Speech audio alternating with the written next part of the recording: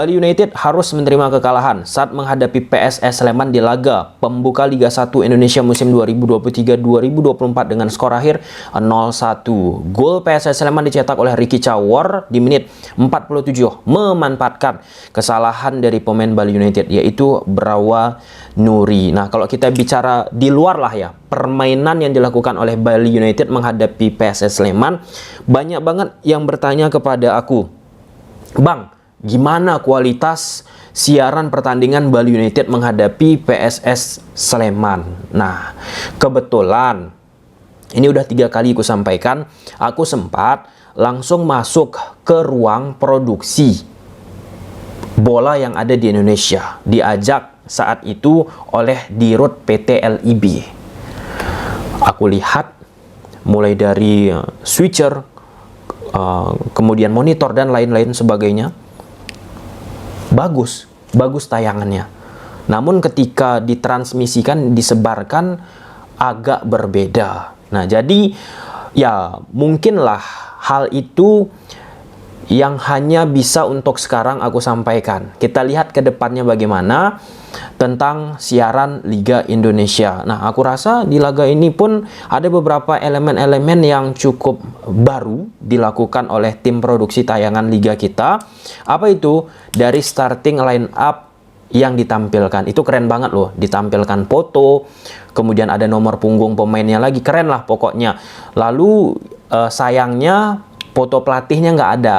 Baik itu pelatih Bali United ataupun PSS Sleman nggak ada di formasi line up grafis yang ditampilkan oleh tim produksi di lapangan. Tapi good point, beberapa improve yang dilakukan. Nah, mungkin di next moment akan kita bahas lebih dalam tentang produksi pertandingan sepak bola Indonesia di musim baru ini. Karena kan sebelumnya orang yang mengetek aku ya teman-teman setelah menonton pertandingan Bali United menghadapi PSS Sleman, gimana nih Bang, kan kemarin janji oleh pihak tertentu akan bagus nih tayangan bla bla bla bla dan seterusnya. Nantilah akan kita bahas. Kita bahas dulu pertandingan Bali United menghadapi PSS Sleman. Nah, ini Bali United kalah. Salah satu yang kembali digaungkan take out. Nah, kalau kita bicara dari sisi permainan Coach Teko memang khas banget dari beliau. Nah, di laga ini kembali memanfaatkan sektor sayap kiri, sektor sayap kanan. Jika gagal permainan dari sektor sayap, manfaatkan bola mati dari duel bola udara. Nah, tujuan memanfaatkan permainan dari sektor kiri kanan kau udah tahu kita apa? Crossing, angkat bola. Yang menariknya di lini pertahanan PSS Sleman ada 2 pemain yang posturnya tinggi besar. Sedangkan pemain-pemain dari Bali United ya bisa kita katakan selain Spasojevic nggak begitu besar dari sisi postur sehingga bisa dimentahkan oleh PSS Sleman patah lagi. Nah, jadi aku teringat ini apa yang dilakukan oleh PSS Sleman ini hampir sama seperti apa yang dilakukan oleh PSM Makassar saat menghadapi Bali United di leg pertama playoff. Siapa yang maju di playoff Liga Champions Asia mewakili tim dari Liga Indonesia. Persis sama, menunggu di daerah permainan mereka sendiri, membentuk pertahanan ya mid block bahkan low block sehingga pemain dari Bali United kesulitan untuk bisa memprogresikan bola ke depan. Dari tengah sulit, akhirnya sering bermain dari samping, dipaksa oleh PSS Sleman. Nah, di sisi lain teman-teman, meski Bali United dari sisi ball possession menguasai 68%, ya bola-bola ke depan, bola-bola beresiko nggak begitu banyak yang mereka lakukan. Yang kedua, sirkulasi bola pun nggak begitu cepat mereka lakukan. Lihat, pada saat misalnya PSS Sleman melakukan serangan, baik itu dari proses build up yang dilakukan oleh PSS atau situasi counter yang dilakukan oleh PSS, bisa di recovery, bisa diamankan oleh pemain Bali United misalnya Maringa, Dolah ataupun Kadek Arel teman-teman. Nah, itu kan kesempatan momen bagi Bali United untuk bisa melancarkan serangan ke sektor pertahanan dari PSS Sleman. Tapi itu nggak cepat dilakukan oleh Bali United. Maringa beri passing ke siapa misalnya ke Dolah ataupun Dolah back dari Bali passing ke Kadek, pelan banget menunggu Brawa Nuri untuk turun jemput bola sebagai pemain nomor 6. Brawa Nuri misal udah dapat bola nih, pemain-pemain di depan dari Brawa Nuri lamban lagi turun, ya ada beberapa kali cepat turun, dan nggak sedikit juga kan dari gestur tubuh yang dimiliki oleh Brawanuri, dan itu dikomentari oleh komentator laga tersebut teman-teman.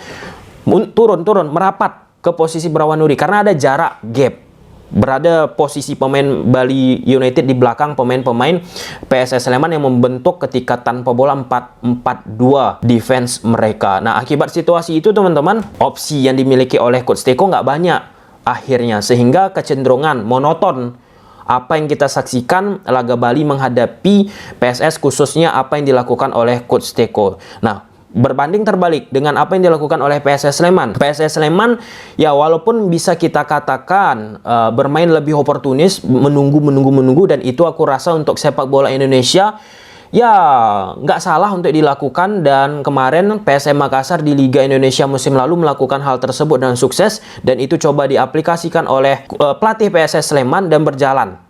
Nah, salah satu kunci dari PSS Sleman bagi aku teman-teman, mematikan sektor sayap. Bagaimana cara PSS Sleman menutup sektor sayap Bali United? Beberapa kali track back posisi sayap kanan ataupun kiri dari PSS Sleman, sehingga seperti ada 5 pemain di belakang. Nah, itu rutin banget dilakukan oleh PSS Sleman pada saat Ricky Pajrin melakukan overlap ke depan, diikuti oleh Cawor ataupun Kesano ya, pemain dari PSS Sleman. Dan well done, kita lihat kesulitan pemain Bali United memberikan crossing. Kalaupun mencoba memberikan crossing, patah lagi dari interception yang dilakukan oleh pemain PSS Sleman. Nah, oke, kita lihat dulu ya di grafis taktikal susunan pemain dari kedua tim. Ya, di atas kertas Coach Teko bersama Bali United gunakan pola 1-4-2-3-1, Maringga penjaga gawang. Oke, di laga ini bagi aku teman-teman. Namun yang aku perhatikan dari distribusi bolanya lah ya, belum begitu proporsional, belum begitu paten bagi aku ya, secara pribadi ini subjektif. Nah, kecenderungan terlalu banyak menunggu Brawanuri turun ke bawah.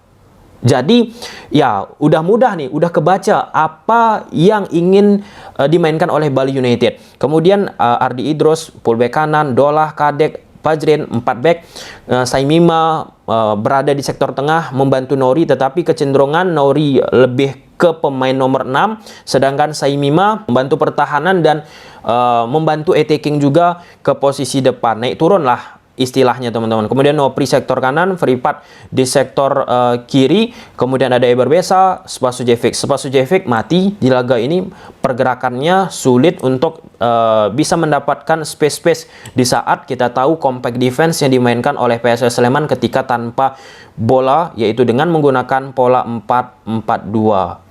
Oke, kita lihat seperti ini. Seperti ini Bustos, posisi Bustos biasa kalau membentuk 4-4-2 di sektor sini, atau beberapa kali switch of position dilakukan Bustos turun, Cawor di sini.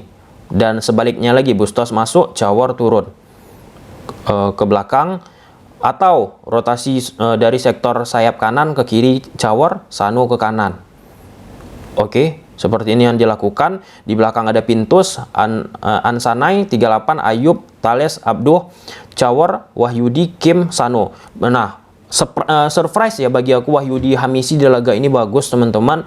Ya, di Borneo FC sempat kita bahas beberapa waktu yang lalu, Wahyudi Hamisi nggak begitu menonjol lah ya. Ada beberapa kali space ruang-ruang ataupun duel-duel yang dilakukan Wahyudi Hamisi saat bermain bersama Borneo FC nggak begitu sempurna. Nah, di laga ini berduet dengan Kim Jepri Kurniawan yang tenaganya sangat luar biasa, jadi menonjol Wahyudi Hamisi pun. Kemudian di depan ada Bustos, dari sisi fisiknya belum kelihatan. Bustos ini kalau misalnya teman-teman nonton laga tersebut sering banget kan dipanggil oleh pelatihnya Bustos, karena memang beda banget dari sisi endurance-nya. Sedangkan Pajrin akan naik ke depan, Kadek Arel, Dolah, Ardi Idros. Nah, dari sisi attacking kita harus fair katakan. Sektor kiri menjadi salah satu sektor tumpuan dari Bali United. Nah, di sini Pripat biasanya bermain di sektor half space, Nopri half space teman-teman. Ini Saimima naik, Nuri. Nah, di saat situasi inilah Pajrin mencoba melakukan pergerakan ke depan. Nah, untuk menutup pergerakan Pajrin ini Sano pun turun. Secara esensial itu yang dilakukan oleh PSS Sleman. Nah, jadi sulit nih pemain Bali United pun untuk melakukan improvisasi dari sektor sayap karena pemain dari PSS Sleman berupaya serapat mungkin menutup pemain dari Bali United untuk tidak bisa melakukan crossing-crossing. Serupa juga di sektor kanan. Ardi pun, aku sejujurnya Ardi dari sisi attacking-nya nggak begitu kelihatan di laga ini, tetapi konseptual permainan dari Bali United ya seperti itu.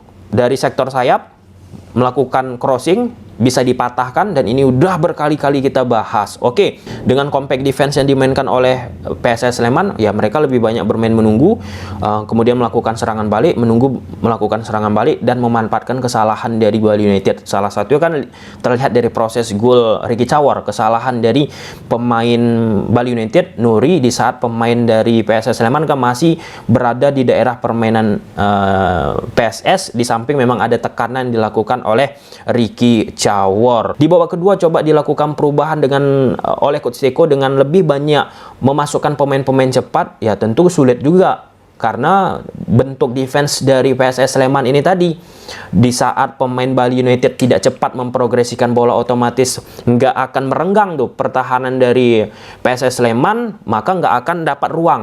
Ketika nggak dapat ruang, pemain cepat ini pun nggak akan kelihatan. Nah, kalau pemain cepat ini berada di ruang sesak, compact defense kan mereka pun sulit untuk bisa melakukan pergerakan tanpa bola ataupun memanfaatkan bola-bola daerah. Oke, mungkin sampai sini aja dulu teman-teman videonya, semoga bermanfaat. Bye.